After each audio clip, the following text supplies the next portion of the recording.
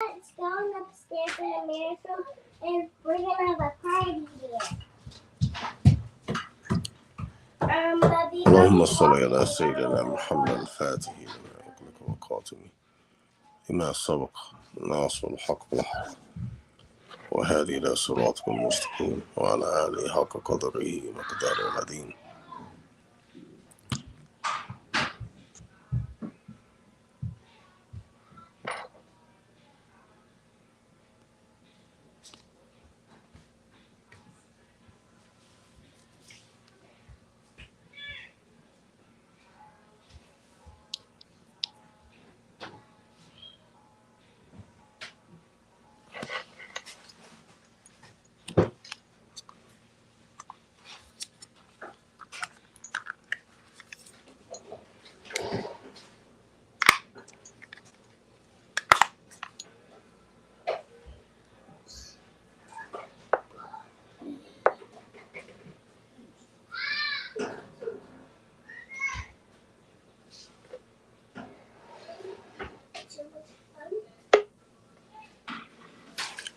اللهم صل على سيدنا محمد الفاتح لما أغلق والخاتم لما سبق ناصر الحق بالحق وهذه إلى صراطك المستقيم وعلى آله حق قدره ومقداره العظيم. بسم الله الرحمن الرحيم. صلى الله على سيدنا محمد وعلى آله وصحبه وسلم تسليما. الحمد لله رب العالمين. أفضل الصلاة وتم تسليم على سيدنا محمد وعلى آله وصحبه أجمعين. ورضي الله تعالى عن السادة التابعين علماء عاملين وأئمة أربعين مجتهدين مقلديهم إلى يوم الدين. أما بعد.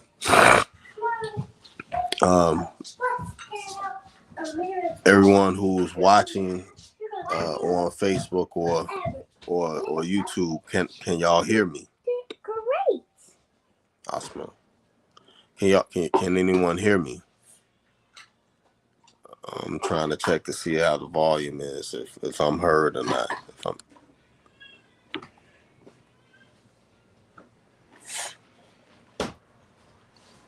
Okay. All right. This person on Facebook can hear me. All right. Okay. Cool. All right. So, Bismillahir Rahmanir Rahim. Sallallahu ala Sayyidina Muhammad wa ala alihi wa sahbihi wa sallam taslima. Alhamdulillahi Rabbil Alameen. Afdalu salatu wa tamu taslima ala Sayyidina Muhammadin wa ala alihi wa sahbihi ajma'in. ورضي الله تعالى عن السادة التابعين وعلماء عاملين وأئمة أربعين مجتهدين مقلديهم إلى يوم الدين. أما بعد. Our last week was having some technical difficulties, so inshallah ta'ala this week is better. Everyone can hear me. Last week we was having some video issues and audio issues, so we're going to start back from where we had, where I started from last week. We're on the section of Tayammum. Before I start, everyone who's watching on Facebook, please like and share the video. Everyone who's watching on YouTube, or if anyone is watching on YouTube, please like and share the video. All right, subscribe to the channels if you have not subscribed yet, and hit the notification bell so we can keep the Facebook and YouTube algorithm going. All right, so purification of the earth, which refers to Tayammum, the origin of the word Tayammum, it means to propose, to aim, or to intentionally pursue pure earth. It is an indication, an indicative noun for the wiping over of the face and arms with dirt or with what stands in its place, like sand, stone, and what resembles it. Now the stone is not that you wipe with the stone. It's the stone is that the stone it collects. It's from pure earth, and it collects, and dust collects on top of it, and you tap it. That's what it's referring to. However, anything from that which is detached from the earth completely or similarly, then it cannot be used for Tayyimun except dirt specifically, right? Due to the advent of textual evidence regarding it and earth itself. Its judgment is the same whether it is detached from the earth or not. The scholars agree that Tayyimun is permissible for those ill and the traveler when water is absent, or with the inability to utilize it when it is available due to sickness, out of fear that its use will increase the sickness or cause death. Right. Um, this agreement is based upon the advent of textual evidence regarding this. Right. For Tayyimun in the language of the people of Allah means to intentionally pursue absolute servitude, which comprises ejectness, uh, the situation and humility for water with the people of Allah, which is used to purify the soul, the heart, and the secrets is revealed knowledge. This knowledge is divided into two divisions: water, which descends from the heavens, which is the Quran, and the water of springs, rivers, and oceans, which is the Sunnah. Each of these two types of water are part of the light of Muhammad sallallahu alaihi wasallam, which is intrinsically pure and absolute, purifies the soul, the heart, and the secrets. So Allah subhanahu wa ta'ala, he says in Surah Nisa, ayat 43, whenever you are sick or on a journey, or when one of you comes from relieving oneself, or when you have fondled women and you cannot find water, then strike high dry earth and wipe your faces and your hands from it. And uh, as for the wording, whenever you are sick, is as Sheikh Abdullahi Ibn Fudi, the Qadamullah bi Rahmati Amin, said in his Diyatul Ta'wil. It is a sickness which will be endangered with the utilization of water. Uh, in that it is feared, right? That it will be the cause of getting of deterioration, getting greater, getting increasing your sickness. Likewise, when it is feared that it will be the cause of the of sickness or the increase thereof, in the opinion of those who follow Imam Malik, by contrast to those who follow a Shafi'i in both cases, because this fear is only a presumption. By the meaning of his words, or on a journey, means that you are a traveler, you are in a state of ritual impurity or impure, and you cannot find water. You know, meaning that water cannot be found. The meaning of his words, or when one of you comes from relieving himself, is a metaphor for the natural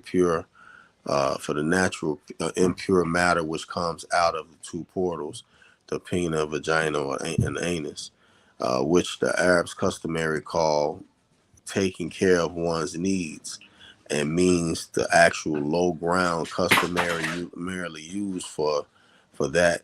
The meaning of his words, or when you have fondled women, which means touching, which means which mean which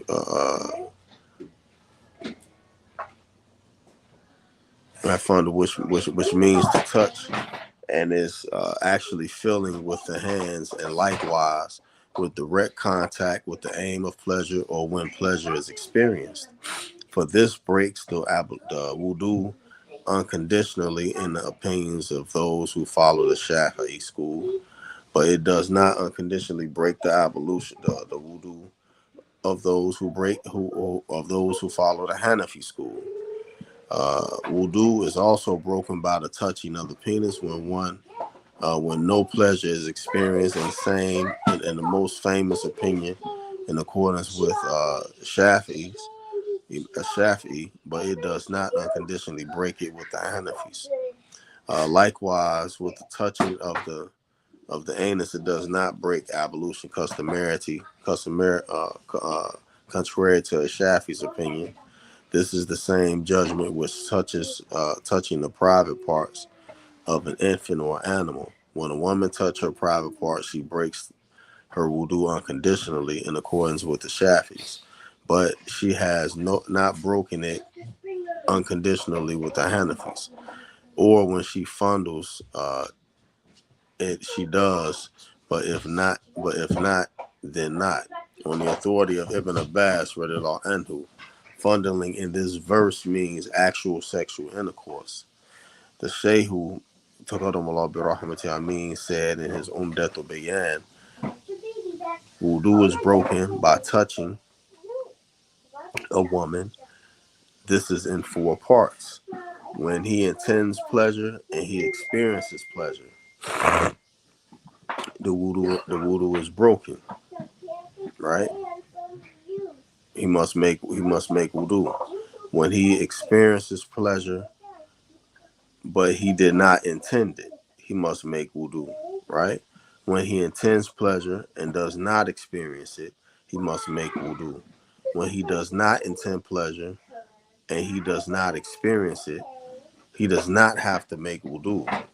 The meaning of his words, and you cannot find water in order to purify himself with it for the prayer after having searched for it without any difficulty is part in the opinion. Wa alaikum salam wa rahmatullahi wa barakatuh.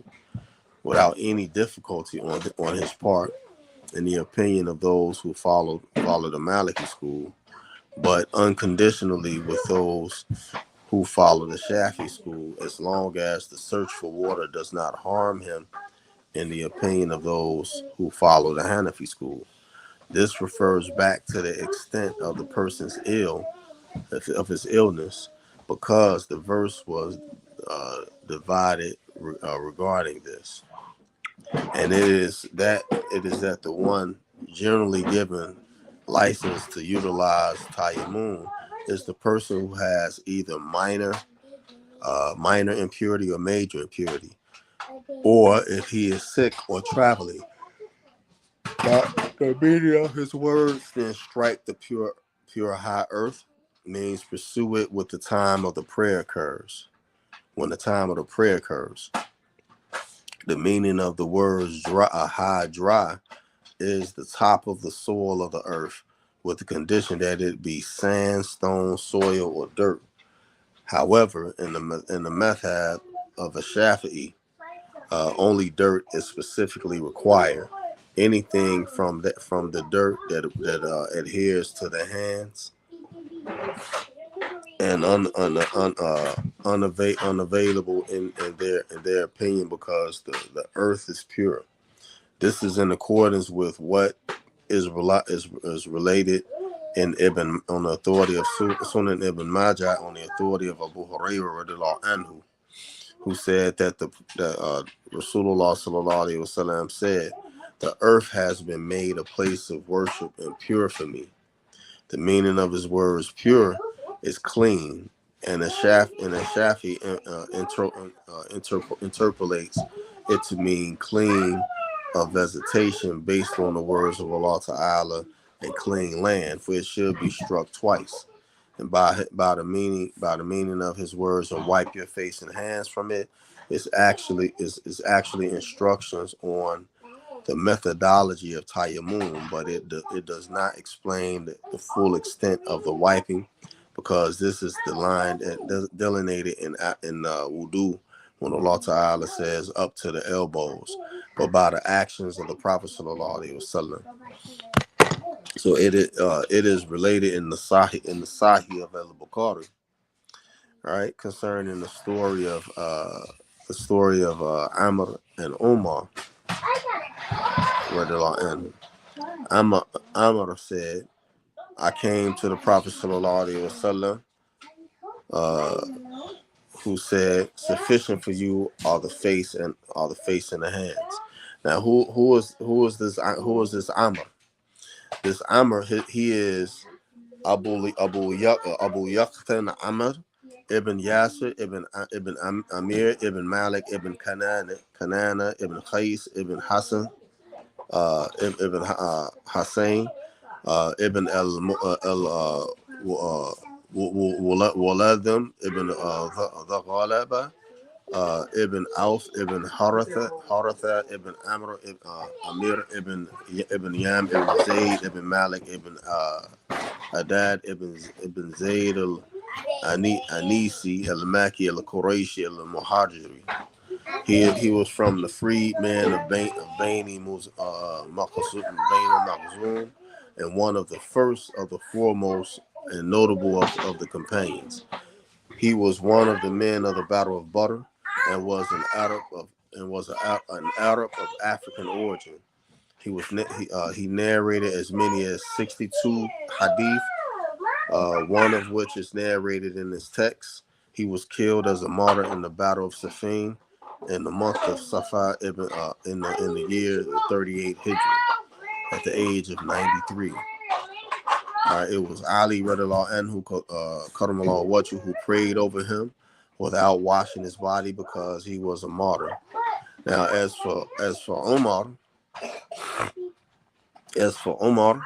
he was Abu Hafs Amir al-Mu'mineen Umar al-Faruq ibn al-Khattab ibn Nufail ibn Abu Abdul Uzza ibn Riba al-Qurayshi al-Adi radiallahu anhu.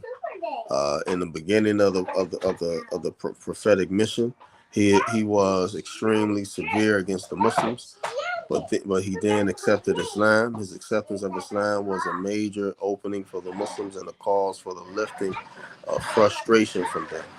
It has been related by Abu Yahya on the authority of Ibn Umar, who said that the Messenger of Allah sallallahu alaihi wasallam said about that, "O Allah, give honor to Islam by the most beloved to you of the two men, Umar ibn al-Khattab or Abu Jahl ibn Hashim." Thus, the most beloved of the two to Allah Ta'ala was Umar ibn Khattab, for the light of Islam entered the heart of Umar ibn Khattab when he read from the beginning of the chapter called Taha after performing wudu. All right, so for the Prophet Sallallahu Alaihi Wasallam, he said, "Sufficient for you are the face and the hands." When then Amr said, the Prophet Sallallahu Alaihi Wasallam then struck the earth with his hands and wiped over his face. Hi, how did you fly? And wiped over his face. No. Now, You're not in there. Oh. in another narration, You're out. Well, this one's still moving. In another narration, it states that he said to Umar, "I rolled myself in the earth," and then when the Prophet ﷺ said this means he actually rolled himself in the soil of the earth, as if he were utilizing the judgment of analogy, since he had no opinion that tayammum was to be performed in the same fashion as that of wudu. So he assumed that tayammum will be performed in the same manner as that of the ritual bath. So he wasn't in a state of major impurity. The legal advantages that can be drawn from this hadith is that the legal position of making independent judgment by the companions occurred during the time of the Prophet Sallallahu Alaihi Wasallam.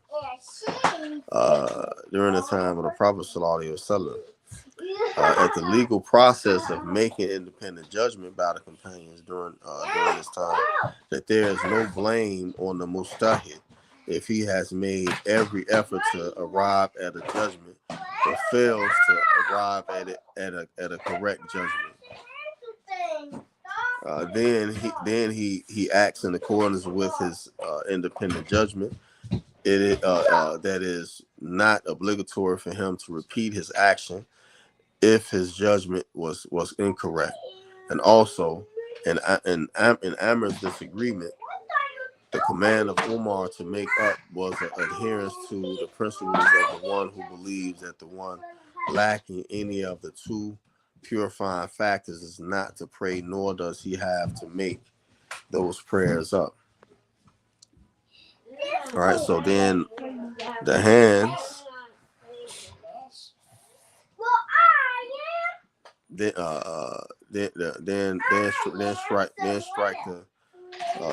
strike the rub the face, and then the hands. Right. So I'm not giving you the baby because you said no. So to continue, he said, as it has been related in the narration of Muhammad ibn Kathir, the face and the palms are sufficient for you. This is similar to what was narrated by Asili and others.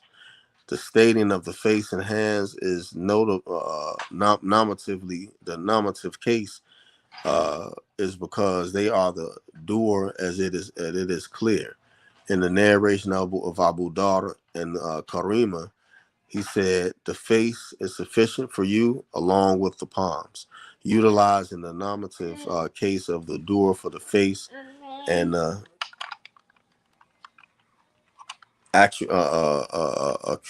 casuative case for the palms, because it is grammatically the object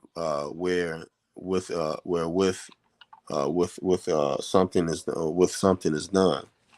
Okay, here you go. It's not working.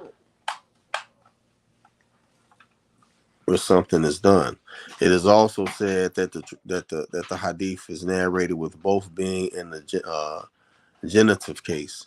Ibn Malik held the opinion that the grammatical origin of the statement is, it is sufficient for you to wipe the face and palms, but the governing noun was omitted in the governed next noun remained genitive. In the hadith, no mention is made of striking twice, nor wiping the hands up to the elbows. However, the text of these emerge with the legal proof that the instructions usually occur within the actual demonstration of the action. Another legal advantage to be taken from the expression used in the hadith is that what exceeds the palms is not to be considered an obligation in the teachings of Ahmed, Ishaq, Ibn Jarir, Ibn Mundir, and Ibn Khuzaymah. However, Malik ibn Anas held the apparent expression of the verse, and wipe your faces and your hands from it. For with him obligatory limits of that is the same obligatory limits for the wudu. So when we make the intention and we strike the earth, we wipe the face. We strike the earth again and we wipe the hands once.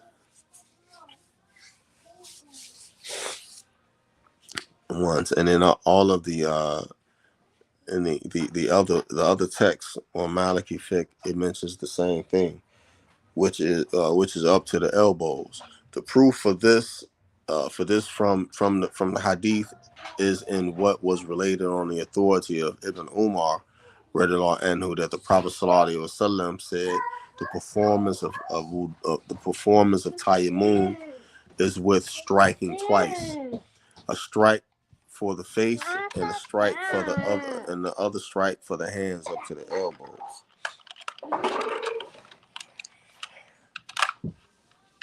I'm over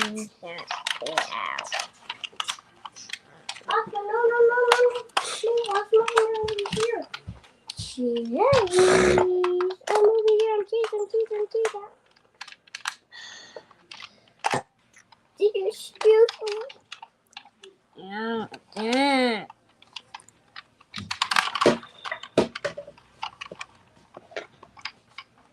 Rainy can't stand up.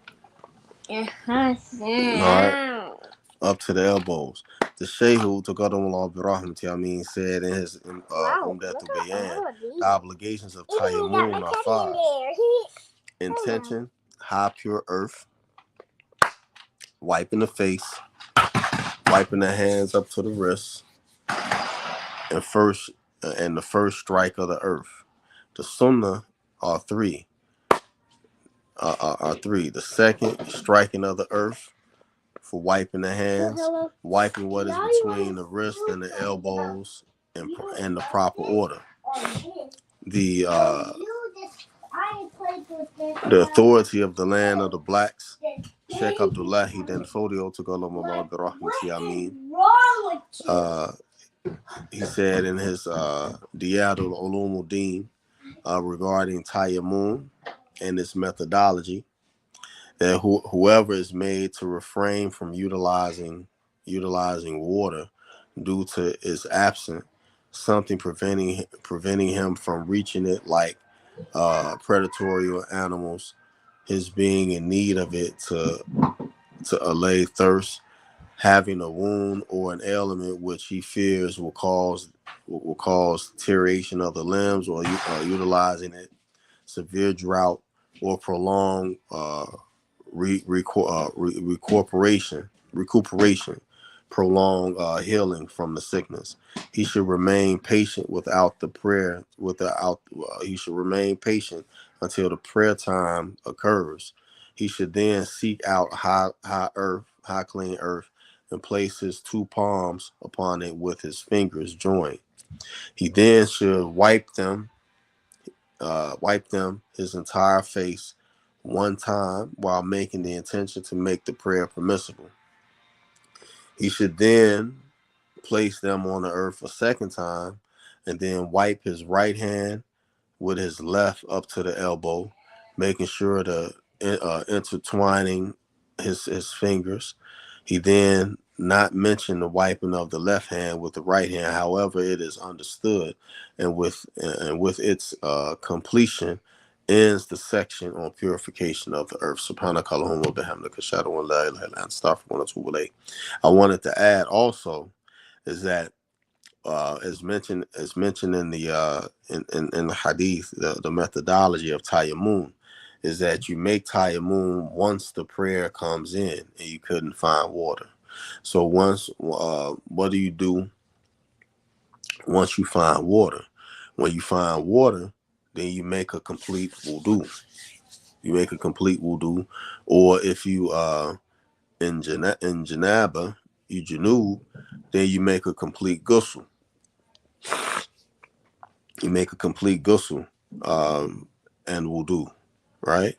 But making the intention to make the ghusl to purify yourself from janaba, from extreme ritual impurity, right? And then make the wudu to complete the ghusl. And after you complete your ghusl, you make the wudu for the prayer, right?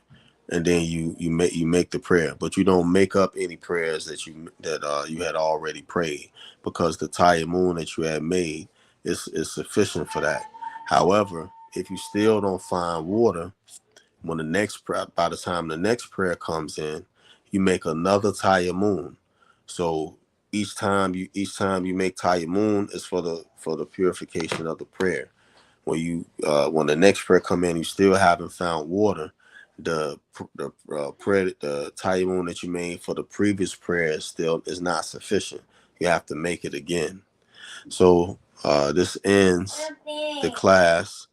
Inshallah ta'ala, next week we'll be going over the next section, which is al-hayd wal istihada, menstruation and its purifying periods.